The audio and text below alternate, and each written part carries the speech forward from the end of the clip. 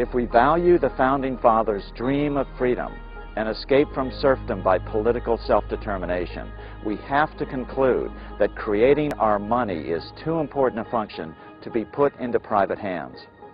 History has shown time and time again that leads only to plutocracy, rule by the rich, and ultimately slavery. But what about the banks? They're already failing. Let the big banks fail. No bank is too big to fail. Government can issue its own money. We don't need their hyper-expensive compounding interest system. Don't worry, banks or banking won't go away. You'll still go down to your corner bank to deposit your check. Your bank will still be there. Only the guts, the bank's accounting system, the part you will never see anyway, will change.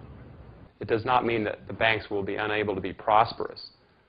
They would have a slightly different business model than they enjoy now, but not even all the banks have that model today. You have savings and loans, credit unions, loan companies that historically don't create new money, but yet they do intermediate money, they do loan it out, they do take deposits, and they're careful with the investments they make. And they do make money on fees and on being the intermediaries between those sources of funds and the investments they make. And that would not end.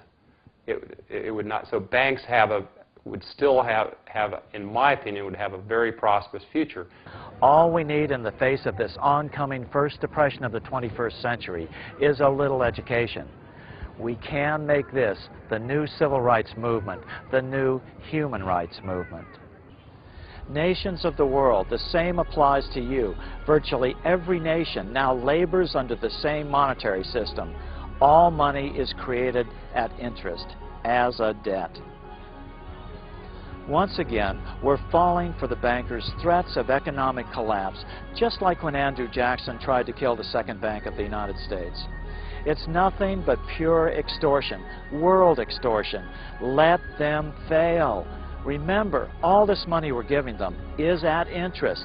Money we are borrowing to give to the banks. Then these very same banks have the audacity to loan this money back to us at more interest.